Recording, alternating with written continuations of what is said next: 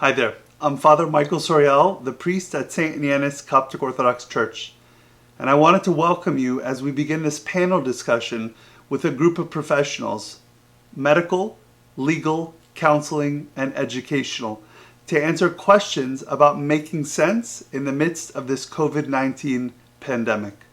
Enjoy.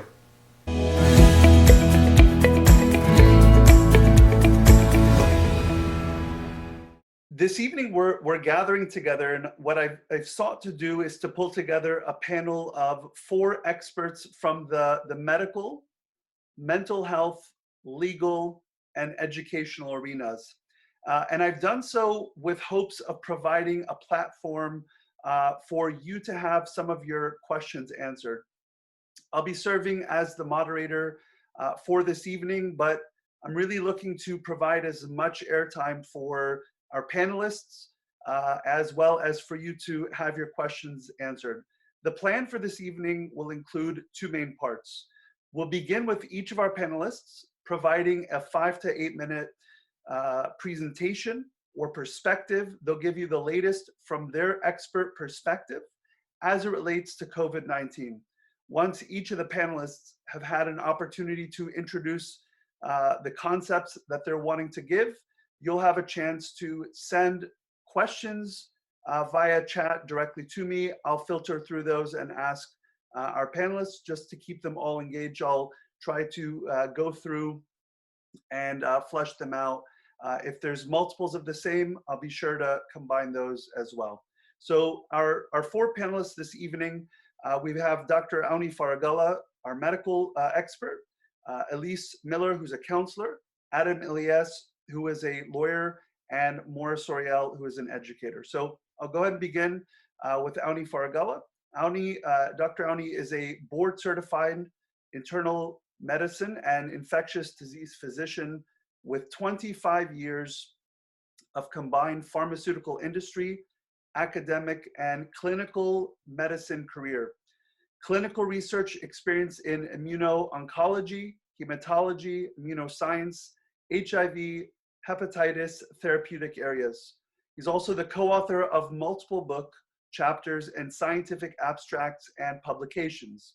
Awny has a medical or an MD, an MB BCH. He graduated with honors from the Faculty of Medicine in Cairo University. He completed an internal medicine residency and infectious disease fellowship at the University of Arkansas for Medical Science and New Jersey Medical School, respectively.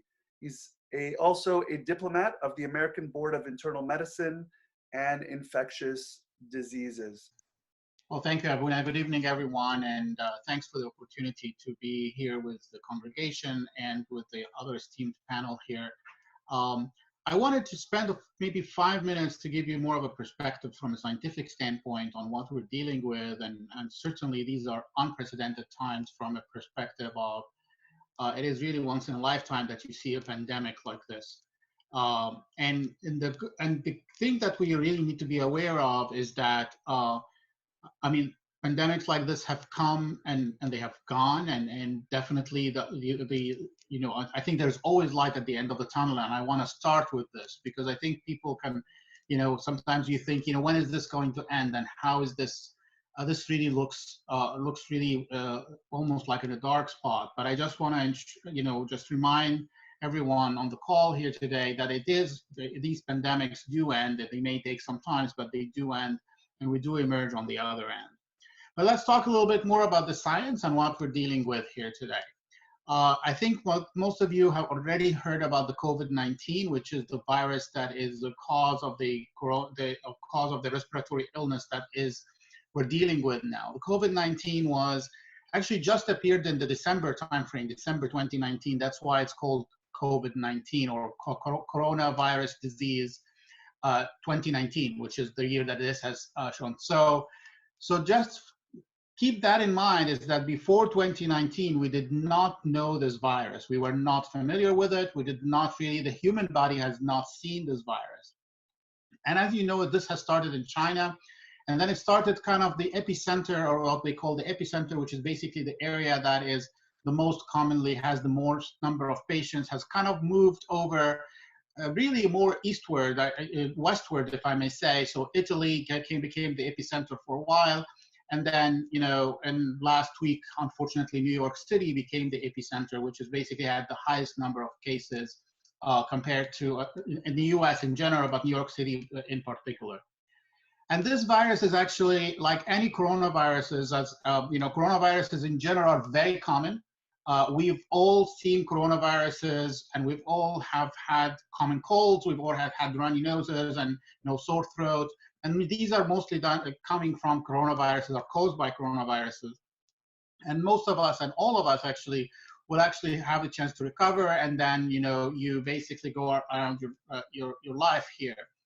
But you do need to remember that previous coronaviruses, when the regular coronavirus that we all that we all get exposed to, we're kind of used to them. Our body has seen them before, so they know how to fight. So when you have the flu, for instance, which is not a coronavirus, but if you've had the flu vaccine, your body will know how to fight, and even it will give you some symptoms, but may not give you the full-blown symptoms of the flu. The same thing for coronaviruses, because we get exposed to them many times throughout our life. The symptoms do not necessarily amount to the severity that we usually see or have seen here in this situation. Now, why is this COVID-19 causing the havoc that is currently happening in the world? One thing is that, as I said, we have not seen it before, so our immune system does not recognize it. And once it's recognized it can actually do one of two things. It may not be able to fight the virus, or it may go in overdrive. And what we have seen is that most of the time that folks actually can start having a little bit of symptoms, and then they get better, and then they may go on, and the immune system may go on overdrive, and then they can have symptoms again.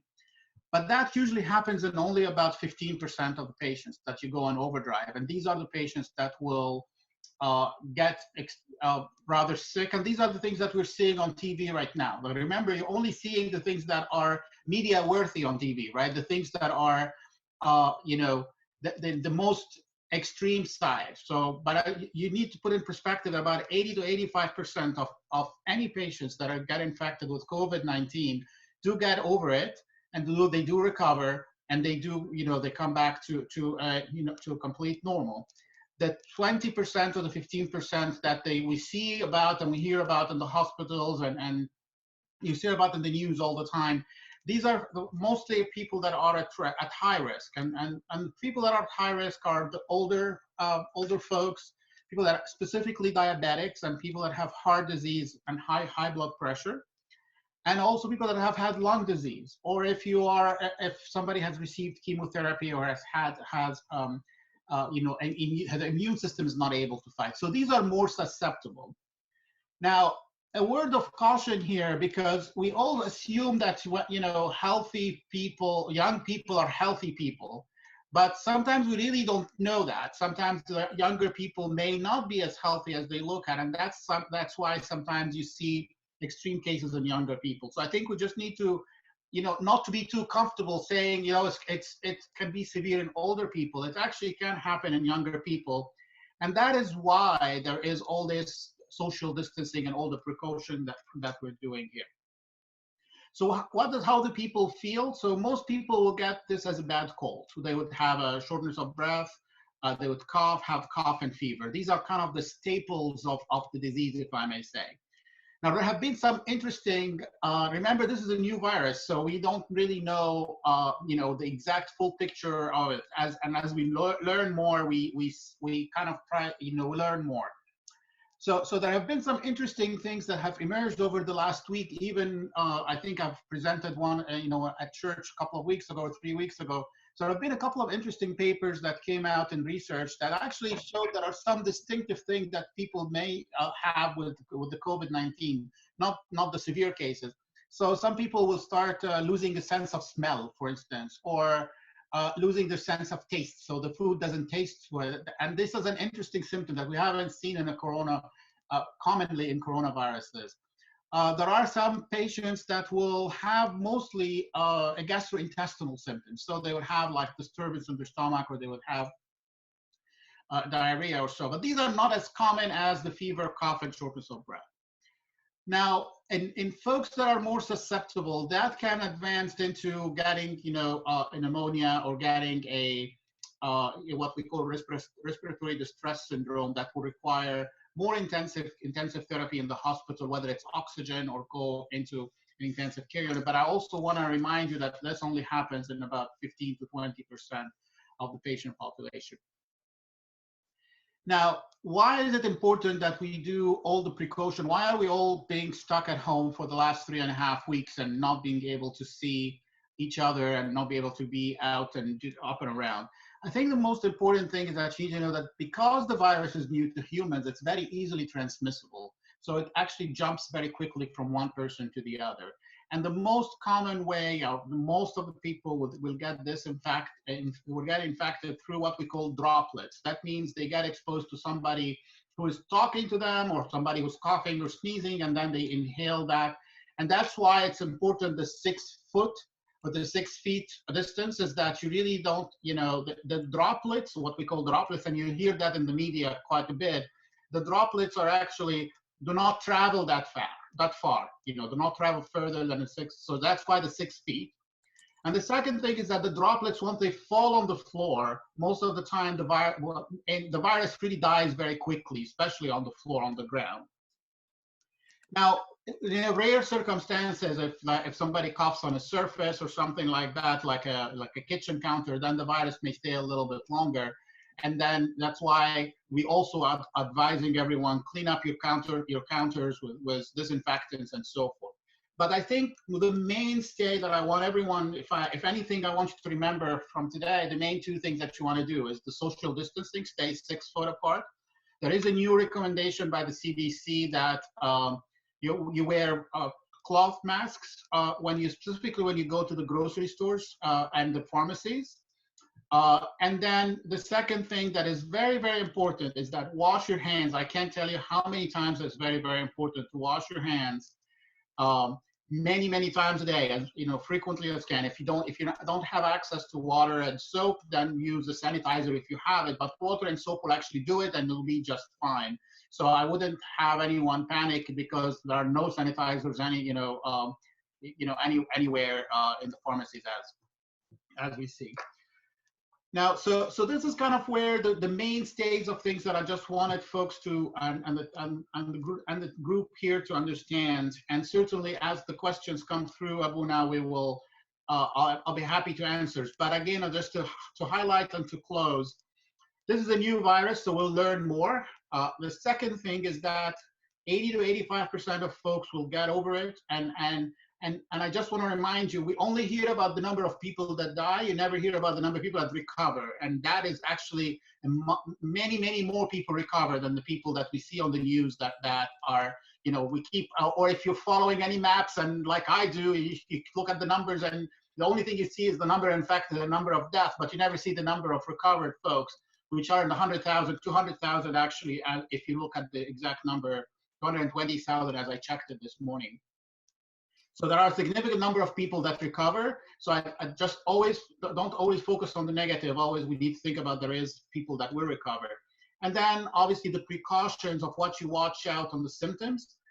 If you get severe symptoms like shortness of breath, or you start getting, you can't take, there are getting a little bit of change in the mental status, or people getting confused.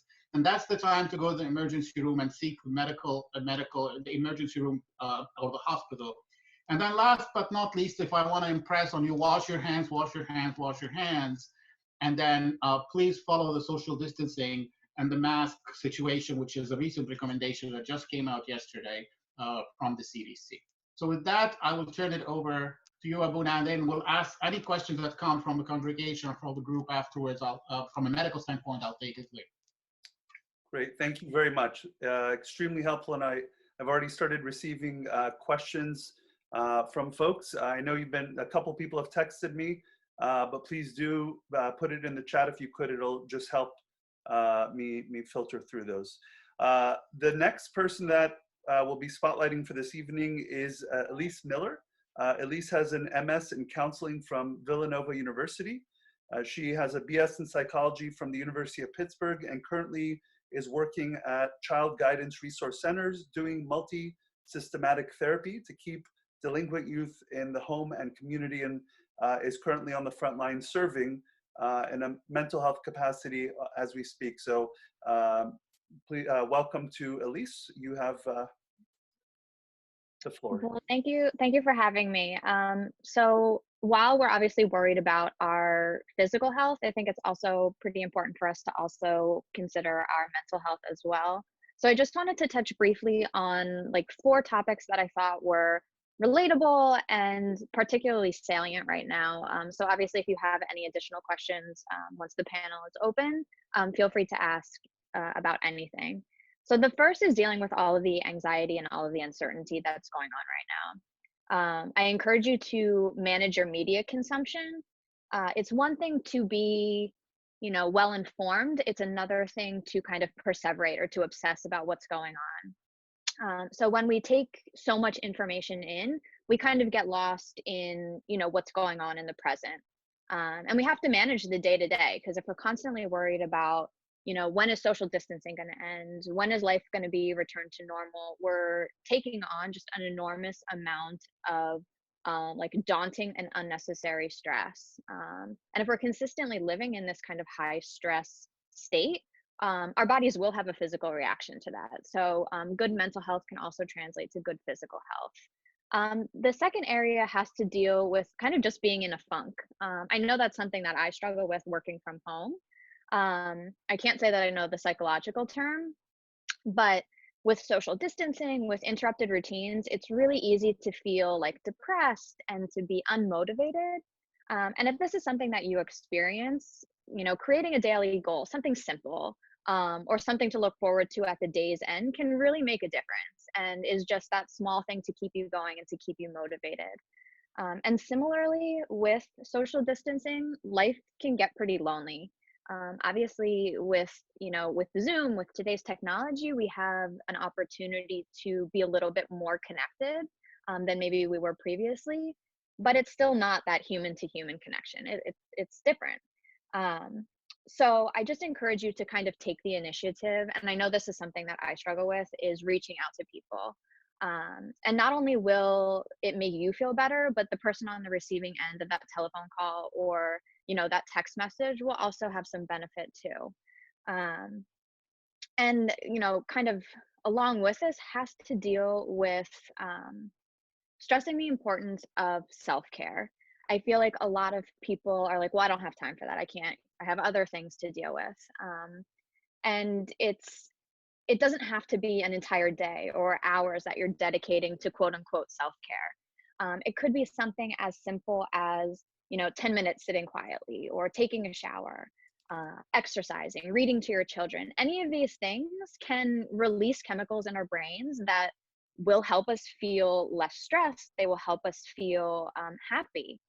And I realize, like parents, you have 25 Zoom meetings that you need to attend. You have 4 hours of homeschool to supervise, making dinner, walking the dog, all of this stuff. But I promise you, it will make you a better spouse, a parent, a friend, if you just take a few minutes to yourself.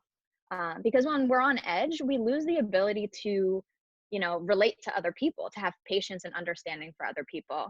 So please, please, please, you're not being selfish. Just take a few minutes for yourself each and every day.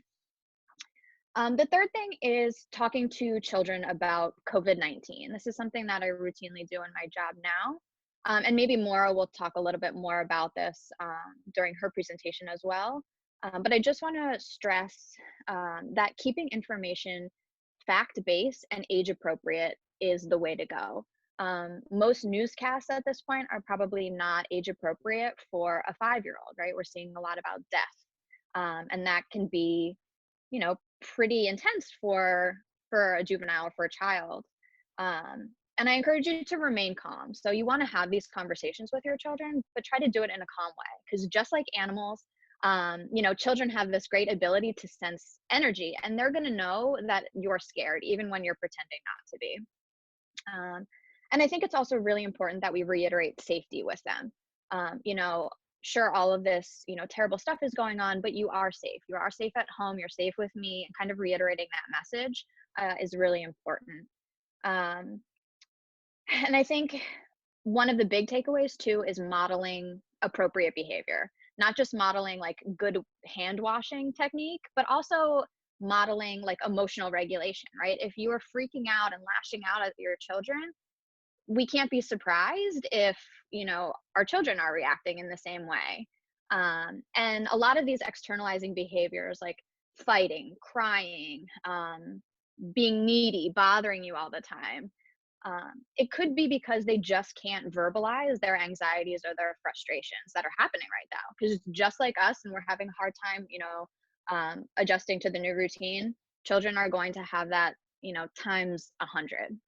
So if you're seeing some of those things in your own home, I just ask that you be cognizant that it could be a little bit more tricky of an issue than your kids are just being annoying. The next is letting you know what mental health services are still available. Anything from crisis lines, domestic violence hotlines, emergency psychiatric assessments, drug and alcohol support, inpatient and partial hospitalizations. All of these are considered essential, and all are continuing to run at a normal rate. And even most like outpatient or community-based mental health programs are available through like a live chat or a phone. So if, you or somebody else is wanting to hurt themselves or somebody else, they need immediate attention. You need to go to the hospital. Otherwise, if you do feel like you need support, if you need some help, you need someone to talk to, it's okay to seek out help. And I think this is a really important time that, again, we're focused on our physical health, but we need to be kind of in tune with our mental health as well. And then lastly, I just wanted to take a second to address secondary stress syndrome, which obviously it's important for us to check in with our friends, check in with our families, and check in with ourselves.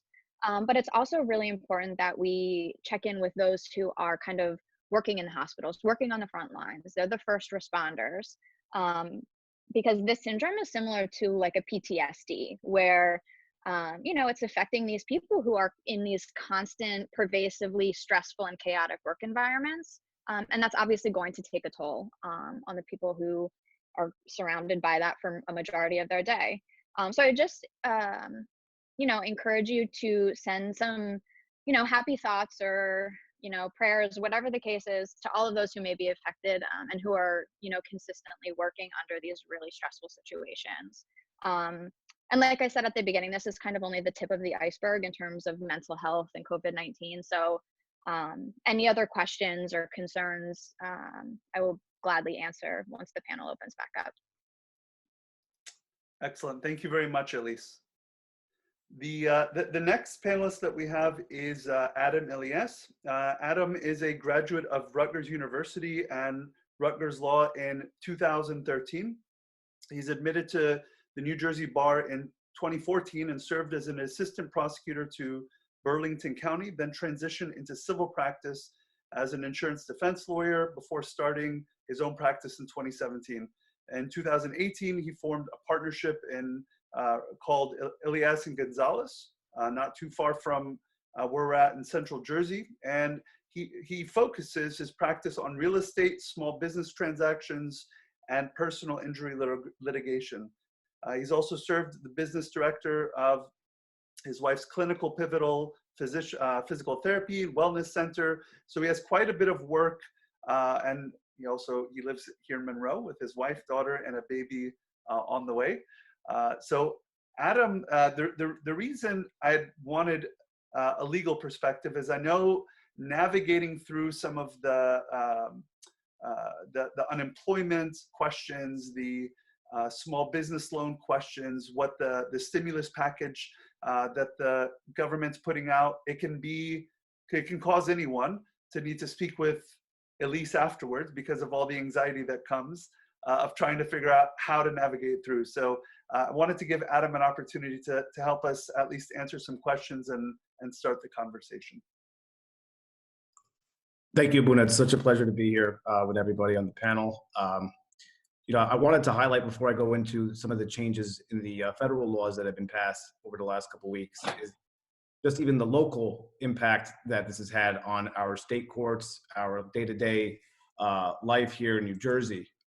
Time has stopped in the legal world. Courts are closed.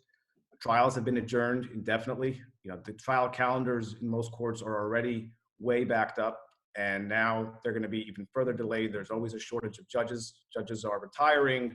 They try to get judges back on recall to serve in their retirement, and there's, you know, as the days go on, it's harder and harder to fill up these courtrooms. Civil cases, anytime you initiate a civil case, there's a deadline for how long the discovery is going to be exchanged, usually about 300 days. These deadlines have now been told. So these cases are going to drag on for much longer, and it's going to take a lot longer for people to get the relief that they're seeking in the civil world. Criminal cases have a huge turnaround as far as anyone that's been convicted or incarcerated of a non-violent crime has been released from most of the county jails pending their day in court. New Jersey was one of the leading states in bail reform. New Jersey requires cases to be presented to indictment for a grand jury within 120 days. They've been given more time to prepare those cases because obviously grand juries are not meeting right now. They're not adjourning once a week to decide which cases are going to go forward in the criminal court. Landlord-tenant court is now frozen at least through the end of April. So any evictions that were pending, some landlords may have been dealing with a situation where they haven't been able to collect rent for months and they finally had their day in court scheduled. That's been put off through at least the end of April. And of course, that is a court that's already well overburdened. It's going to only snowball into the upcoming months.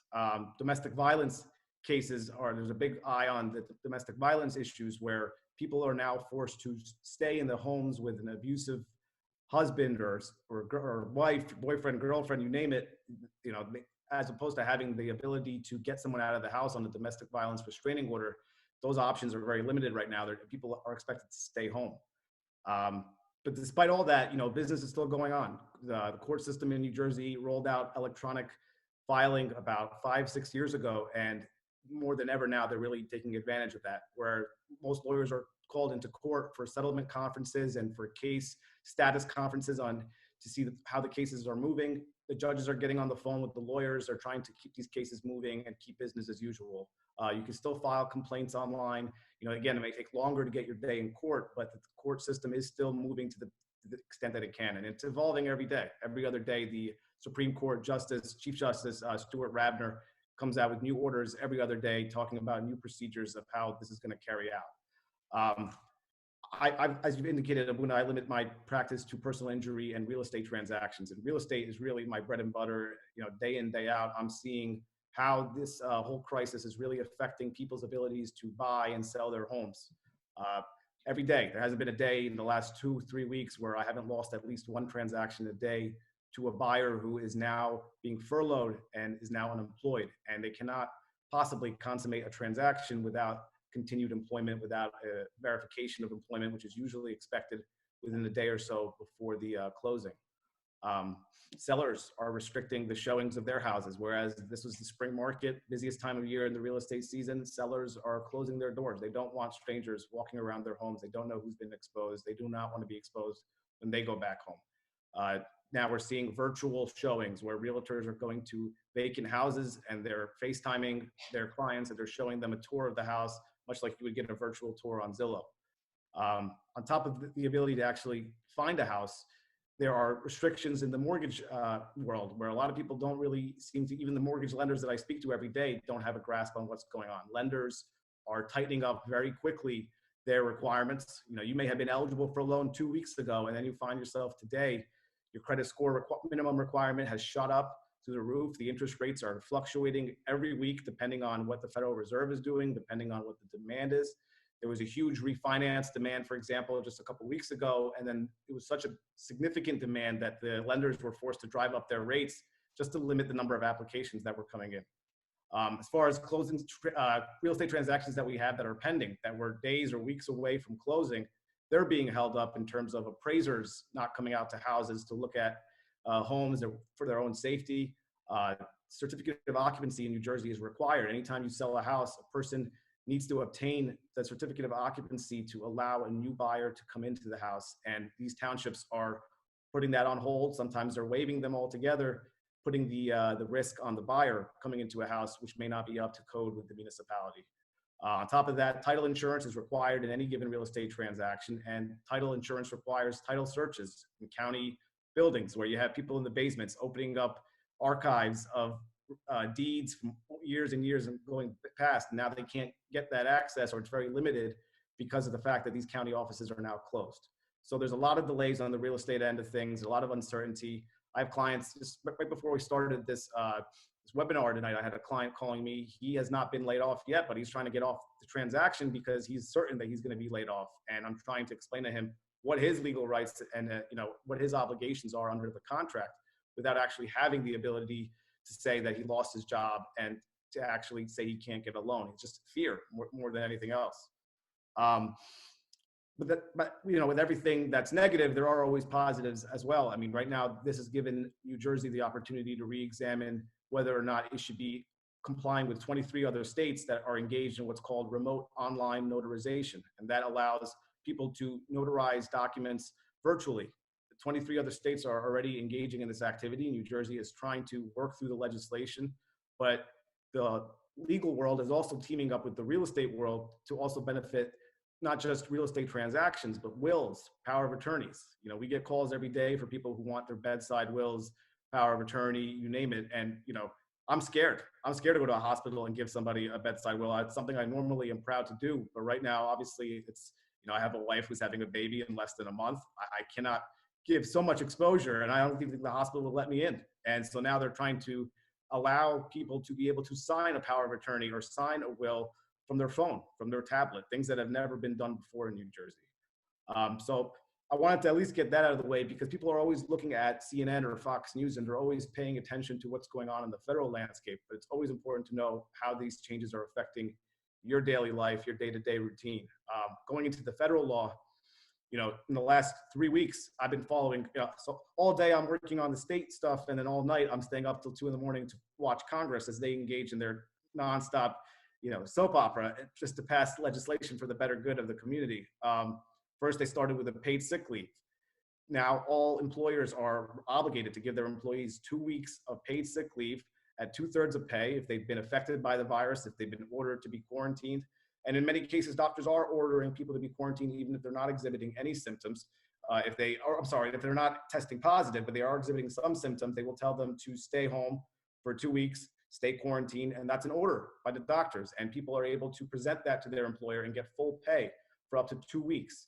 This is actually 2 weeks on top of what New Jersey, I think, may be the only or one of the few states that already mandates paid sick leave up to 40 hours a year. Well, this federal leave now is 2 weeks on top of that.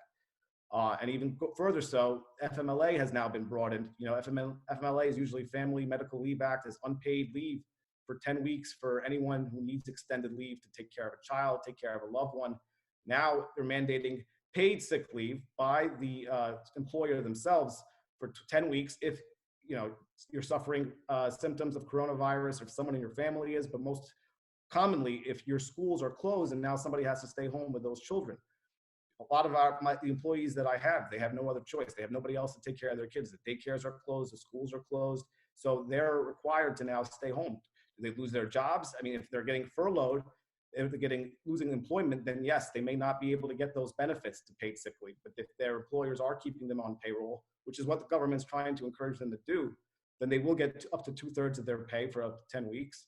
And then the employers will get a return on their tax return. They'll get a payroll tax credit that will be applied dollar for dollar for the money that they spend.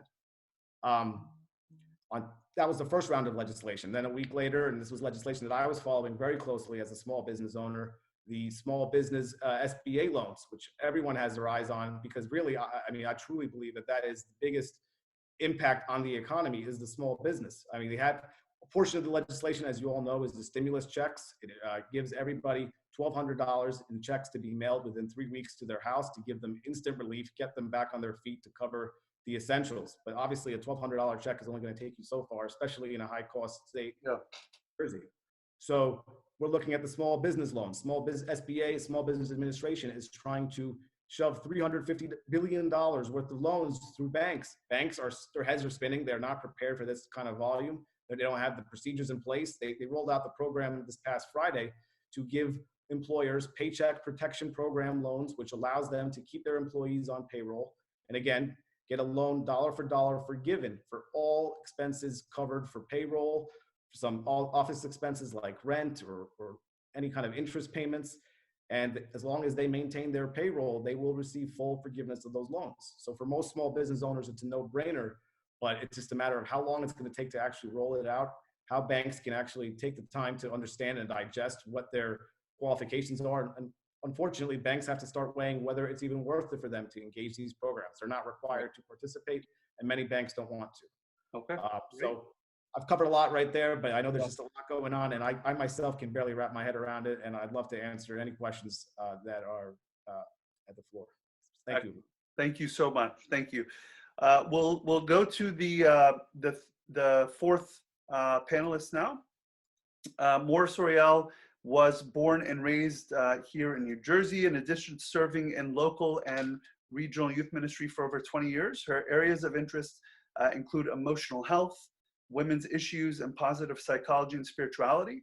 During her undergraduate years at Barnard College in New York, she also served as a student leader and social justice advocate, participating in interfaith dialogue, hunger awareness, and mentoring programs. She holds master's degrees in social organizational psychology and counseling psychology from Teachers College, Columbia University. Professionally, she has served as the director of student relations at Teachers College, school counselor in the Bronx, and now a learning specialist at an independent school here in New Jersey. Mora also serves as secretary to Agora University, a Christian university which equips graduates to impact the society and build bridges between Orthodox Christianity and the humanities. Wanted to give Mora an opportunity to kind of introduce and speak a little bit to some of the educational questions that parents and educators perhaps are also dealing with. Welcome, Mora. Hi, thank you so much for having me. I have worked in the past in charter school. I've had a window in public, and I'm now an independent. I know the broader education world is the public school world, and I will speak to it to the extent that the some of the things I'll share or the updates that I'll provide really apply to anyone who is either an educator or who has a child or adolescent in the school system.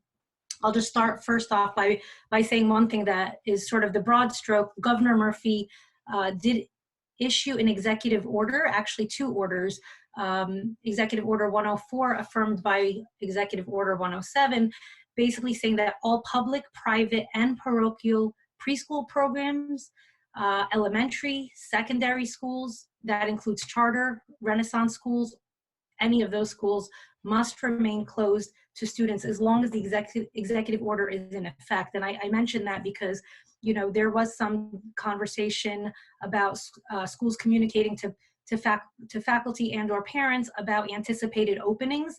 I would not listen to any of that because under the executive order, Governor Murphy is the only one who could tell us.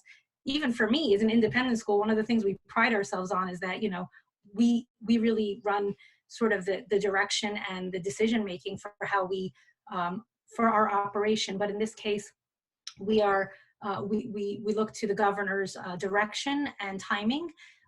The governor did also say that they do not intend to assess the reopening of schools until at least April 17th at the very earliest. So the decision to reopen, quote, by the governor will be based on careful discussion with our public health and safety experts and with our educators and districts, and will be guided by the facts on the ground.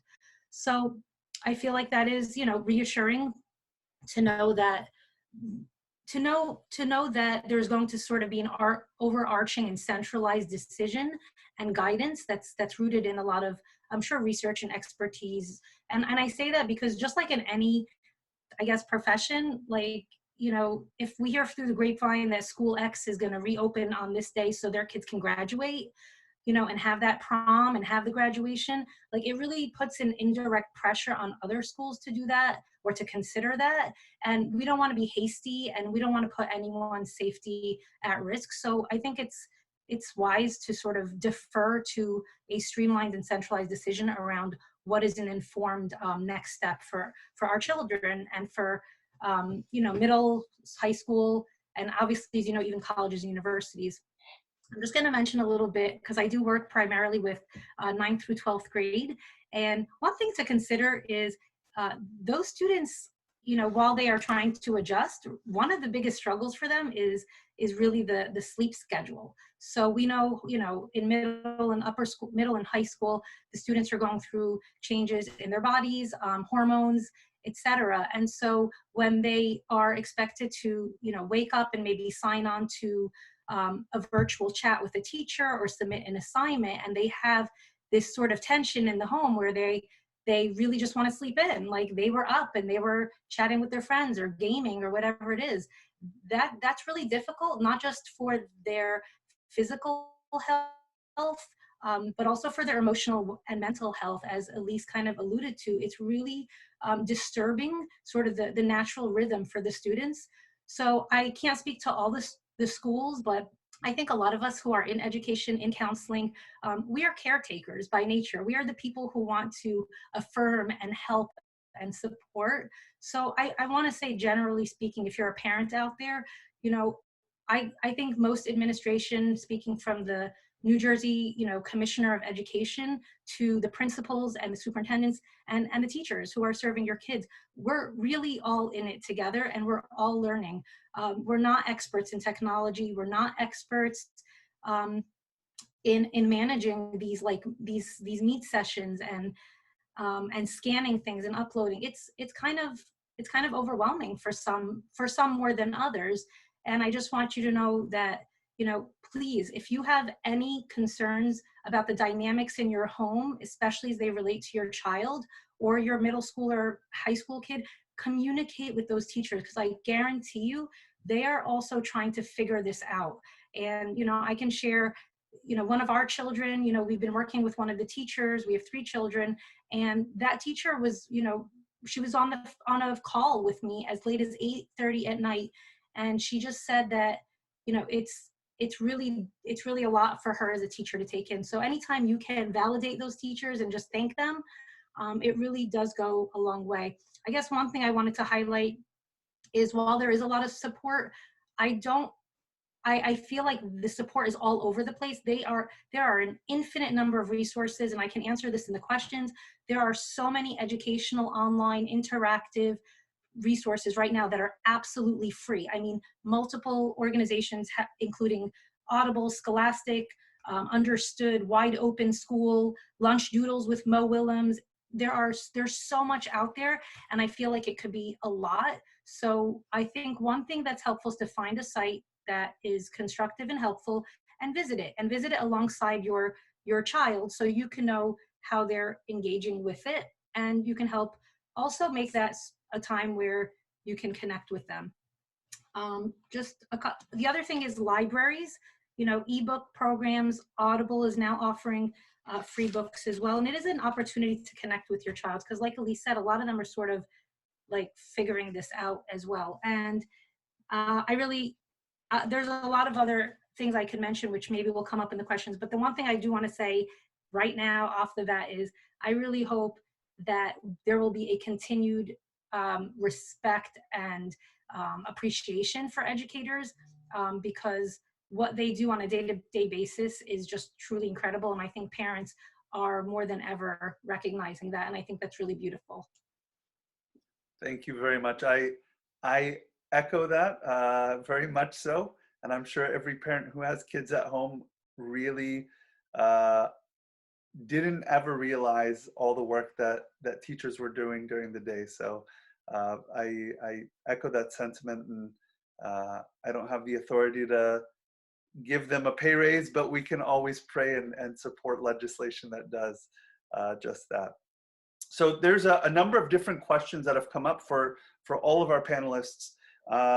There's a good number of questions for our medical expert, for Awny. So I'm gonna start off the bat with a couple for you, and then we'll kind of cycle through some of the other panelists as well. So the first question for you, Awny, it's kind of like a 2-part, if you will. It says, if a person tested positive and then runs the 2 weeks and is tested again, what shows up in their system? In other words, how long does it take after a recovery for a COVID-19 positive person to test negative and no longer be a threat to someone they live with? How long is someone a carrier? I know it's a lot of questions. in one question, but you, I'm sure, gather the direction of the questions. Sure. So I think my answer is going to start with it depends. It depends of what is the clinical situation that the person is in. If he or she does not have any symptoms, most of the time, like if he tested positive but he doesn't have symptoms, have mild symptoms, most of the time this will take its course for about 10 days to 14 days, and then you need to understand that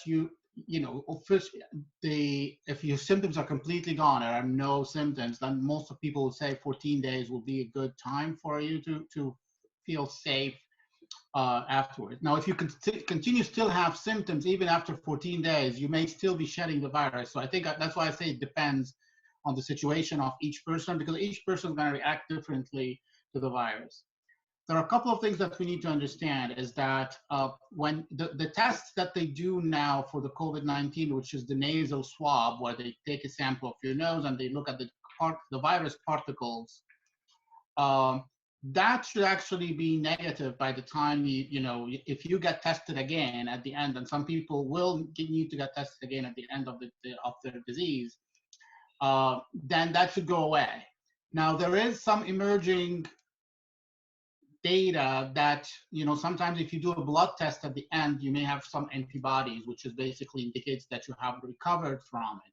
But the gold standard right now is to do the nasal swab, and basically after your symptoms are gone, and then if you get 2 negative tests, then you're good to go. And basically there are no shedding of the virus, no particles there. But the most important thing right now, I just want to say, like, if you still have symptoms, you may still, just the course of your disease is a little bit different than if you don't have symptoms. Okay, excellent. Next question for you is, some folks have weddings planned and other things going on later this year in the fall, and they'd like to know, what can we expect for the rest of the year? Are there any projections as far as the curve flattening? What is that? We hear so much about that in the media. What does all that mean, and what can we make sense of that? Yeah, I mean, that's a difficult one to answer, is just because it depends how we're going to do with the social distancing and how we're going to be able to continue to flatten the curve. Which is just for folks, is that you always have a peak of that, how many patients are actually getting infected, and you want to see that you're on the downslope of that peak and you're starting to see a flat line or flattening of line towards the end of this curve.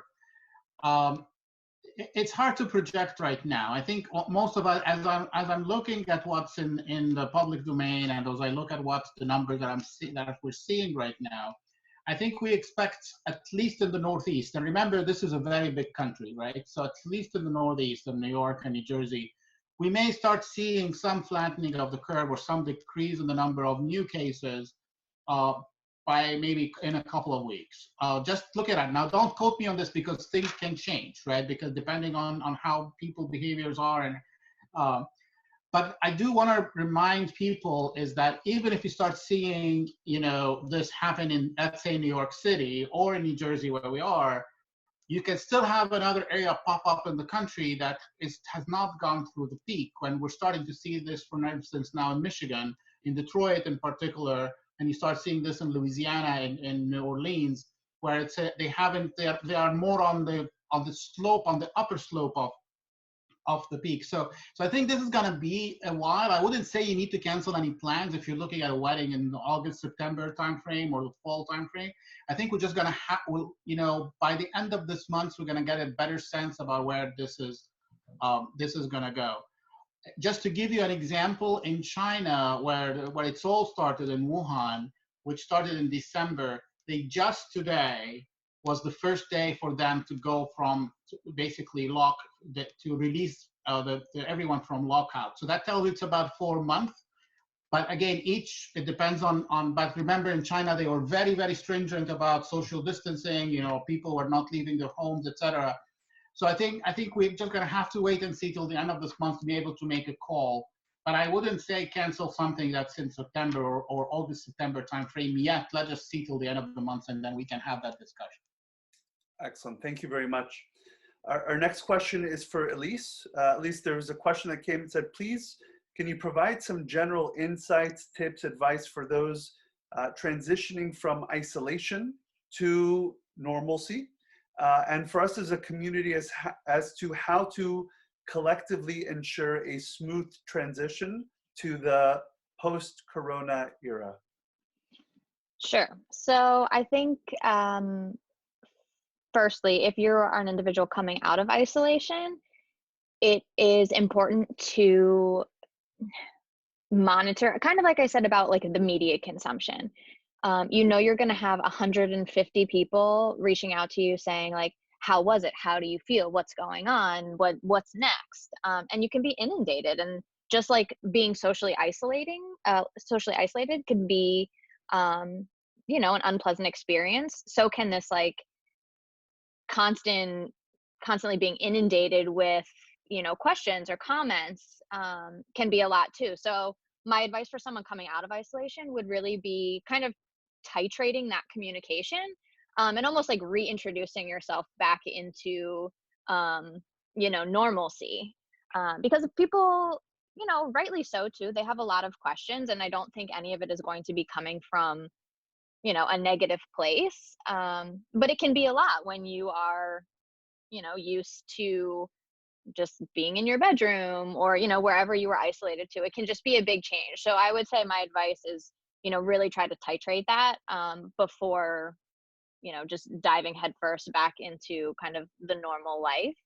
And then in terms of the people who are, you know, surrounding the person who was in isolation, I think it's really important to recognize, even some of like the language that we use, that like an individual can be affected by COVID-19. They're not necessarily like a COVID-19 victim, or they're not like, they don't, like COVID-19 doesn't make up who they are. So I think it's just important to be a little bit cognizant of the way that we're approaching those people and those individuals. And it's a big deal when someone is out of isolation, when someone is recovered, any of these things, it's a big transition. So I think we, on the outside, just need to also be a little more aware of, how we're approaching those individuals, and realize that, we can be supportive and caring and thoughtful, without maybe smothering. Great, thank you very much, Elise. Next question is for Adam. There are some laws regarding delaying mortgage payments. Could you speak to that? You're muted. There we go. So there was an order that was made by Governor Murphy over the weekend. It's not a blanket order binding on all banks. He's partnered up with many banks, and he's extending the right to people to be able to extend to up to 90 days. Each bank has its own criteria for how they expect to get paid back. I think most banks are going to probably tack it on at the end of the loan. They're gonna, whereas you'd have maybe, let's say, 100 payments left on your loan. Now you'll have 103, and it'll push it back maybe 3 months, waive interest in the interim, but again, increase the back end. There's a lot of talk that some banks are going to expect that payment right after 3 months. They'll expect all 3 months to be paid back to them in the 4th month. I don't really foresee too many banks, if any, getting that kind of a policy in place. I think that would really backfire tremendously. I think it would be better for a bank to probably just excuse itself from participation of the program. I don't know what kind of incentives there's going to be for the banks to do this. I didn't really see anything in the order as far as Governor Murphy giving the banks some kind of a reward for participating, but I know that he has called upon the bigger banks, Wells Fargo, Bank of America, the ones that really are servicing most of these loans, to take part and give their clients 90 days to, but you do have to show some cause. You do have to show that you actually need it. You can't say that, well, I'm unemployed right now, but I also have about $100,000 in my bank account.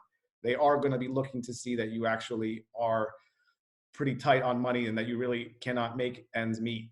It's interesting for me because I see people that are expecting to make their first mortgage payment. I just made my first mortgage payment on my new house last week. And so there are situations where people that were just qualified for a loan now have to ask themselves, can I now get a forbearance when I just literally told a bank 2 weeks ago that I was perfectly qualified for it. Smaller banks, even not the big banks, no one's going to hand this out. Maybe the bigger banks will tell their clients over an email or over a call that we're happy to help. What's the process though? The process is really People calling. contact the banks and apply, or what's the? Yeah, and that's actually what I was going to get into, because the banks are not going to wave a flag and say, we're going to forgive your loan. You really have to call them.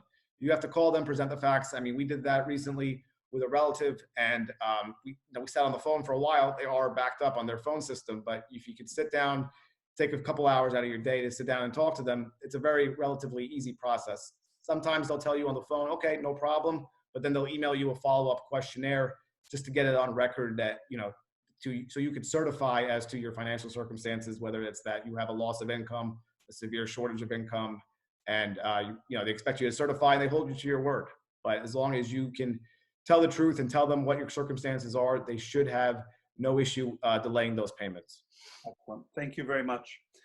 Mora, the next question is for you. How can we manage educational expectations for our children in such a time as this so that we can keep stress as low as possible and motivation as high as possible?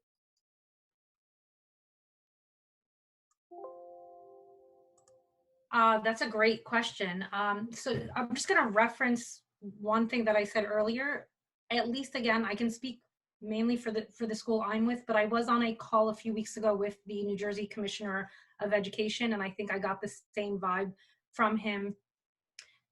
We want to keep, as educators, we are all trying to keep the wheels turning, because we need the structure. The children need the structure. They need some level of brain stimulation, physical stimulation, creativity of the mind. So my answer to that would be to, one, understand what's expected from them. And if you as a parent feel like it's right now, given the circumstances in your life, in your home, with what you're juggling, that it's unreasonable, or they need extensions, or the work needs to be, reconsidered. Like I said, reach out to the teachers. I think right now the teachers are extremely empathetic and sensitive to how difficult this is for everyone.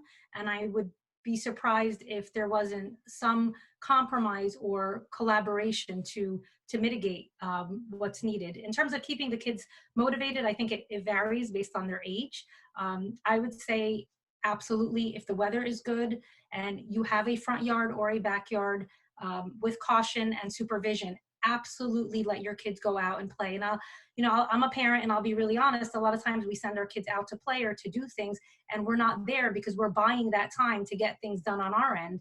And I think one of the biggest motivators, truly, and I feel like it's sort of being highlighted for us on many levels, is spending time with our kids, really regardless of how old they are. I have a high school kid whose dad, she's a lacrosse player. She's teaching her dad how to play lacrosse, and the dad's teaching his daughter how to strum a guitar. Now that sounds really, utopian and beautiful, and we all have, all this time to, sit and relax. But it's kind of like Elise said, if it's 10 or 15 minutes a day, like, hey, when you finish this, I'm going to go out back and we're going to, kick a ball around, or we're going to finally unpack this, this gift, this toy, or this set that, been sitting collecting dust, and we're going to take it out and look at it together, or build it, or something of that nature. And if it's only 10 or 15 minutes, I think that's a huge motivator. I would say, as much as it's feasible and, low-hanging fruit accessibility, I would not use electronics as the motivator. The kids are getting a lot of screen time. I'm actually curious, as a counseling psychologist, in a few years or maybe sooner, we're going to start having some research about how this era, whether it be a few weeks or a few months, is reshaping the minds of our young people.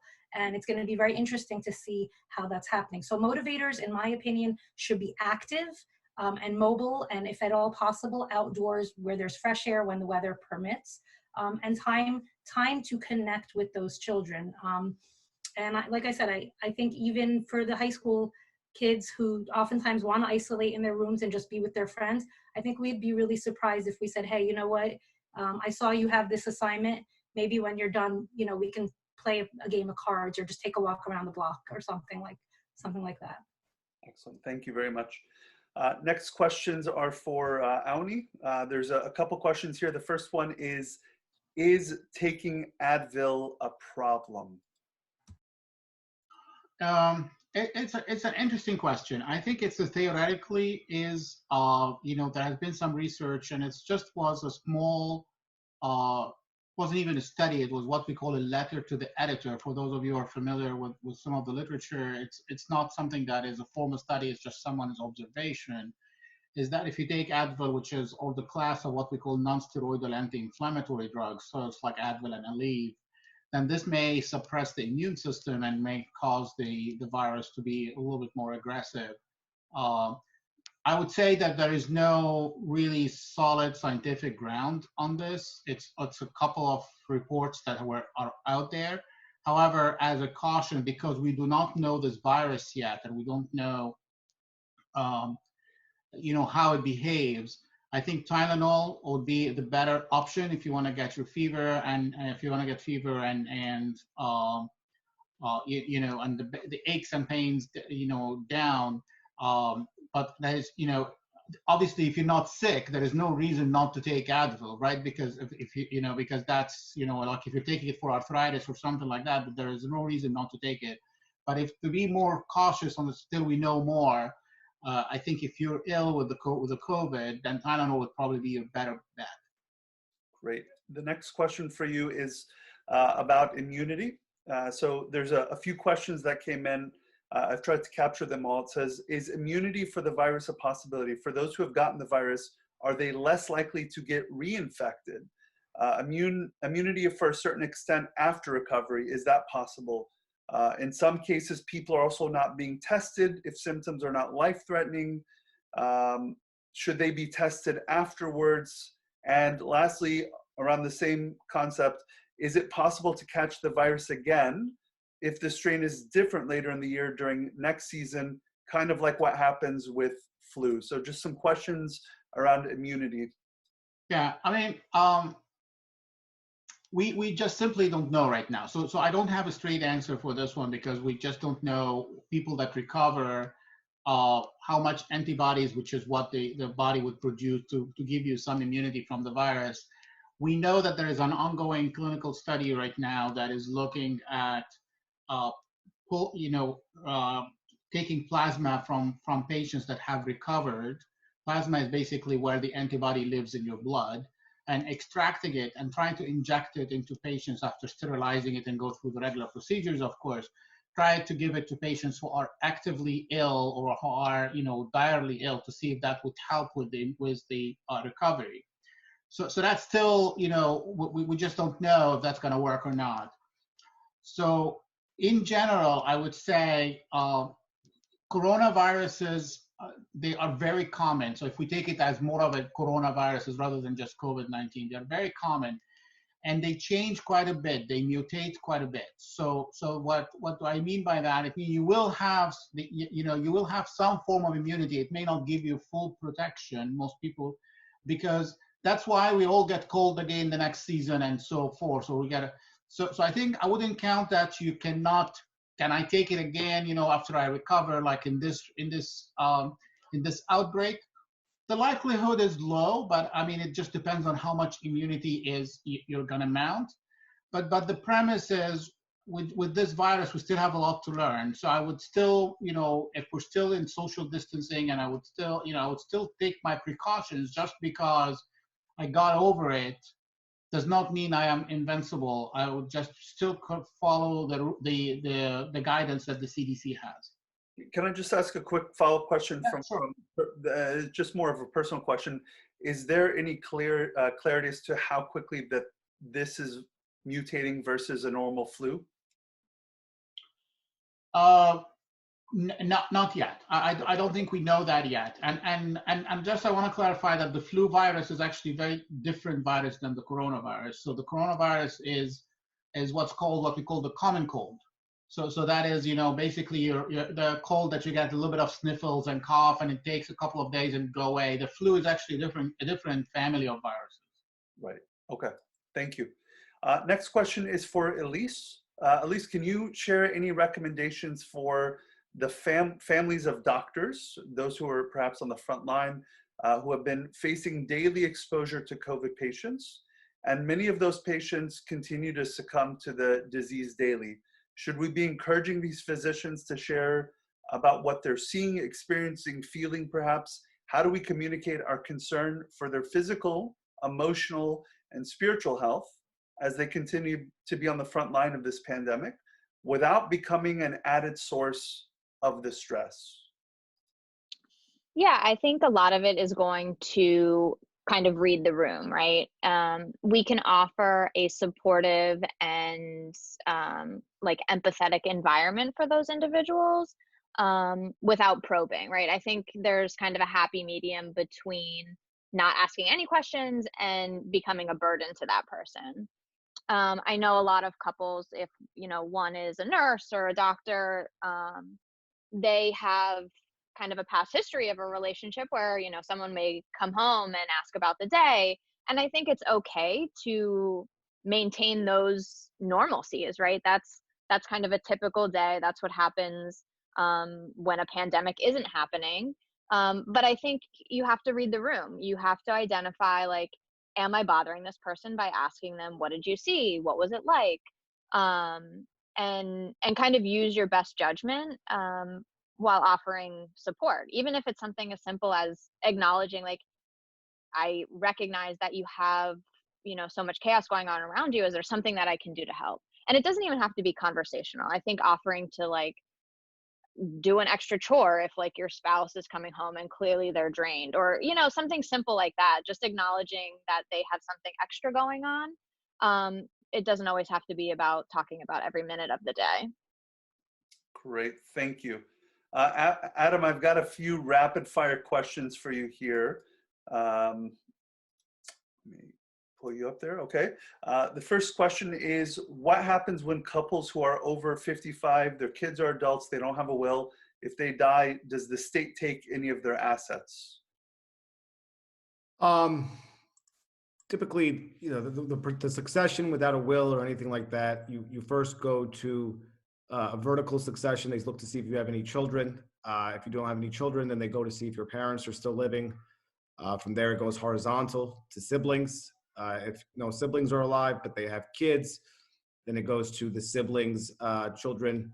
And so there's like a series of steps that need to be followed before the state can just grab anything for the taking. But typically, if for a while, if their property is unclaimed, taxes are not being collected on it, and they confirm that somebody is no longer with us.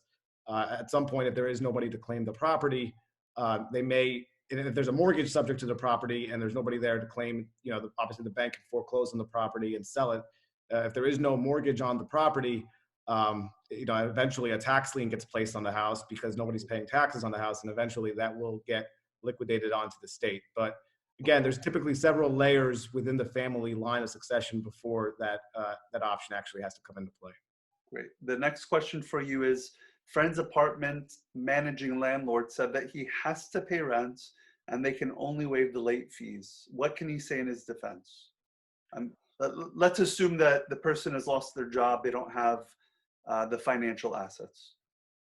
Yeah, I mean, you could ask, you could really try to get the mercy of the landlord, but unfortunately, there's no same courtesy that was extended to the mortgages for 90 days. That doesn't apply to tenants. Now, they cannot, typically when a person, there's an anti-eviction law in New Jersey, there's several different grounds that are listed as far as how you can evict a tenant, and they all require some kind of notice, whether a person is not complying with the rules of the lease, if someone is not willing to pay an increase in rent, they have 30 days to get in order before an eviction action can be pursued. The only exception that does not require a minimum time frame is a non-payment of rent. If someone doesn't pay you rent, you have the right to file an eviction action the next day. So what's changing now is, yes, you do have the right to file an eviction action if you're not getting the rent money, but nothing can be done. There's no cases that are going to be scheduled for at least 60, 90 days out. And, ultimately, I know just from when there's no epidemic, the landlord-tenant judge in Middlesex County will often say, you pay, you stay. You come to court ready with all your month's rent in your hand, the judge is going to be very hard-pressed to let you, to evict you. So if people are going through a hardship and they need to, and someone's pursuing an eviction action against them, their best bet is to just stay the course, save as much money as they can, apply for help. There are assistance, there are programs, there's grants in many counties, many local municipalities that will help out with the rent assistance. And, obviously if somebody had to ask me about that privately, I would get them the resources that they needed. But eventually when they are called to their day in court, as long as they have the funds that they're needed, they can avoid having an eviction order placed on their credit and have the consequences of that as well. Excellent. Thank you very much, Adam. Last question for you, Mora, is around technology. You had mentioned that we can manage screen time for our kids, or we should manage screen time for our kids, but how do we do so when their schooling is all being done online? Yeah, let me clarify. I meant that any additional time spent at home, whether related to motivators or free time, non-academic time, should be spent offline. So I understand that the kids need to be sitting probably for several hours a day to work, but I know that the schools have also scheduled predictable lunch breaks and possibly additional breaks as well, especially for the younger children. So like I said earlier, I think it's really important for us as parents.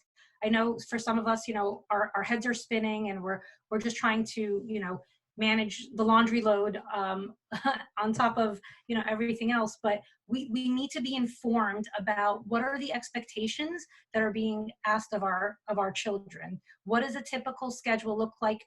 I would say by week. When are they actually expected to sign on online?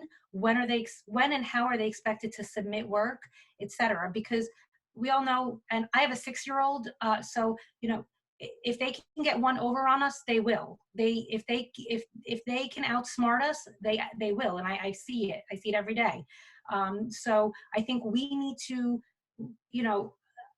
I'm hesitant to use the word take control, but we really need to take the reins, and we need to say to ourselves, like, I am going to be the best educator for you right now because I'm being called to do so. So I think rather than saying like, I can't do this, or this is too much, and take a pause, whether it's, in the evening after the kids sleep or on the weekend, sort of to reset for the new week, and take account of what is needed. If you email the teacher or ask for a quick Google Meet, which I think is great, a 10-minute connection with the teacher to get things in order, get your head wrapped around it, I think we will be in a better position to give our kids the structure with authority at home that they need so that we can help them manage their screen time when they absolutely need it, and then to be creative and come up with lists of other ways that they could spend their time, gardening and walking and exploring and doing some other things. And I'm happy to provide additional resources if anyone wants to reach out to me as well. So again, just to clarify, there's some mandated screen time for educational purposes, but as we take sort of hold of what the expectations are from the teacher's perspective, we can fill in the other gaps with non-electronic and non-screen time ways to expand our child's minds and creativity and physical activity as well. Excellent. Thank you very much, Mora. Just a few more questions, Awny, and then I'm going to go ahead and close this. There's a lot of questions that we didn't get to for each of the panelists, but just we're coming up on time. So I'm going to close out with a few questions for you, Awny, and then I'll close out with just some personal thoughts on this as well from a spiritual perspective. So the first is about the curve. These are just going to be kind of sort of rapid fire. I understand there's a curve. It'll eventually flatten, but what's the risk of a new smaller curve forming when we go back to a new normal? And should we be cautious and continue to social distance for how long? Yeah, I mean, I think there are always there's always a chance that you will see bumps here and there, because this is in the community. I think the social distancing part of, obviously, when we get to the stage where we are not doing, the 6 feet and so forth, I think the basic hygiene still remains the same, right? Washing your hands all the time, not touching your face if you can, as much as possible, just like the basic hygienic things. I think we've got us back to the normal thing.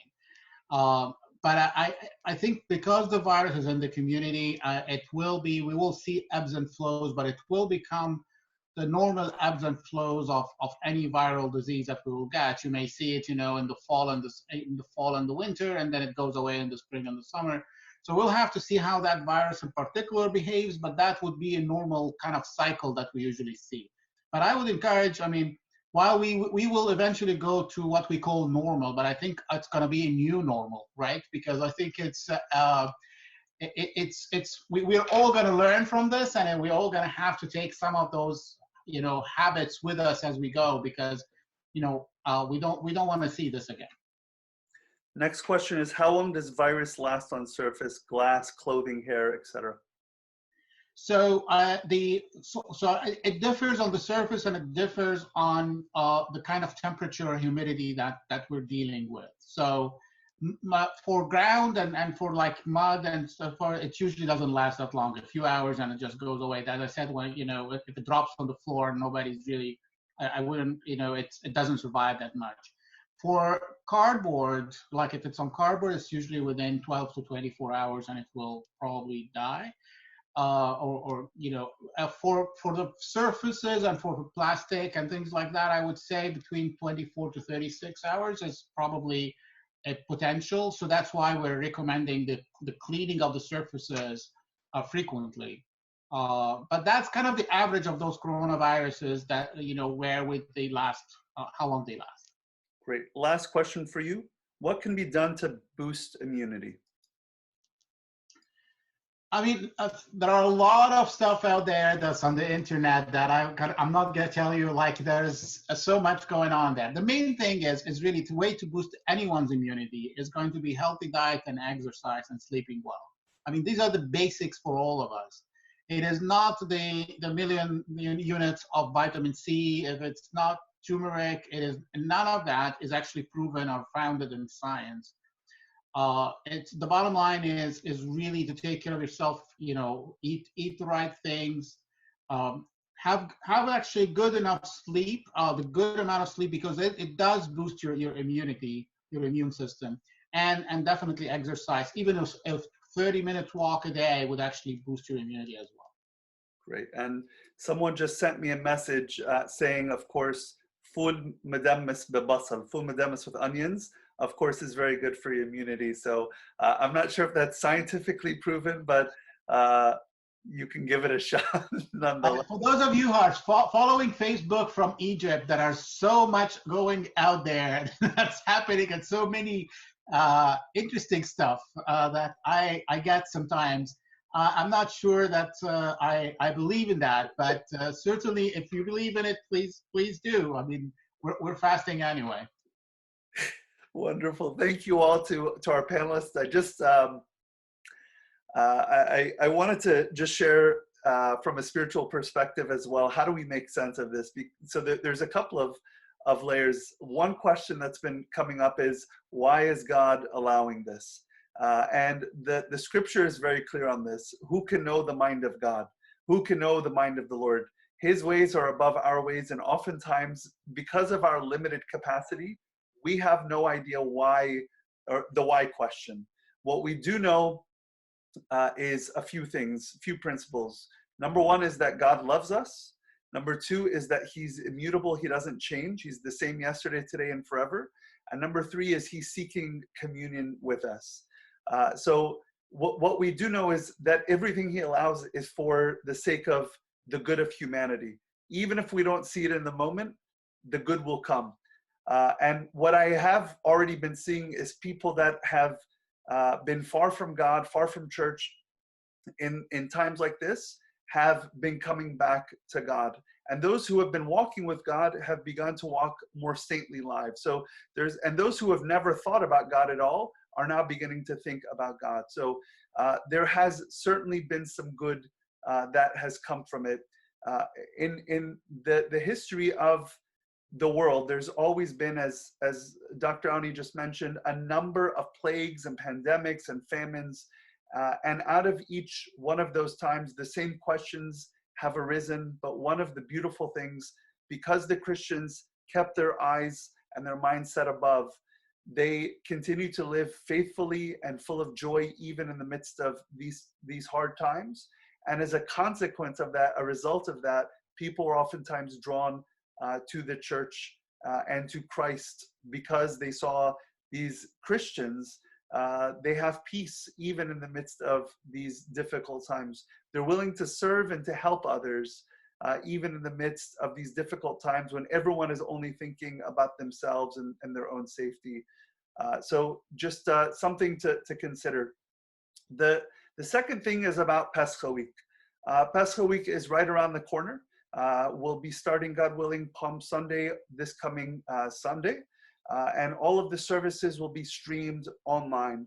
At least in the Archdiocese of North America here in New Jersey, all of the churches, as well as the Diocese of New York in New England, all of the churches have come to an agreement that the safest thing to do, the wisest thing to do, is to respect and follow the guidelines of the CDC and other government agencies, the gubernatorial executive orders. And so as a consequence of that, we're keeping the doors of the church closed for the time being, but we're streaming all of our services online. We'll be streaming all of our services starting on Sunday, God willing. In all likelihood, we'll be also praying the unction of the sick this coming Friday as well, and we'll be streaming that, Lord willing. And all of the services, starting from Sunday all the way through the feast, will be streamed online. The services are going to be limited to the priest or priest in the church and either a deacon, or if there's a family member who's a deacon, they'll be serving. And once again, the reason for that is we want to do our part as a church to help mitigate the spread of this virus. We want to do our part, yes, as much as we all want to be there. And I can tell you personally, it's not going to feel the same being in church with one or two other people as opposed to having the whole congregation. It's going to, as awkward and uncomfortable and disappointed as I know many people will feel not being able to be in church, I assure you that those who are in church will feel maybe not the same, but a different level of discomfort and sadness, not having the whole body there together. So unfortunately, these exceptional times call for exceptional actions, and that's the reason why the church has collectively taken that decision. That was a very difficult decision for us to take. The priests are continuing to be available via teleconference and video conference for confession, spiritual guidance, Bible studies, youth meetings. Praise be to God, there's been a lot of this type of service that's been happening all across the world in our churches. The last thing that I want to encourage is that we wouldn't just allow that week or this upcoming week to be a week where we play the stream in the background and we go about our day. I want to encourage you, as you prepare for Pascha, to also, you're going through Pascha in a COVID-19 world.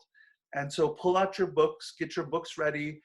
If you have Coptic reader, get it ready. If you have spiritual books that you usually read, get those ready. And as you're sitting in Pascha, do so in as much as is possible in such a way that you would have been doing it in church. If you normally stand at certain parts, stand. If you normally sit or kneel at certain parts, do so. If you normally sit and pray something or read something at certain parts, continue to do so. And ask God to do a work of salvation in your life during that week. So I wish there was different circumstances, but I'm sure from a medical, mental health, legal, and educational aspect, all of these different aspects wish things were a little bit different. So that's our unfortunate reality today. But God willing, this situation will change soon, or at least in God's timing when He sees that it's suitable for it to change.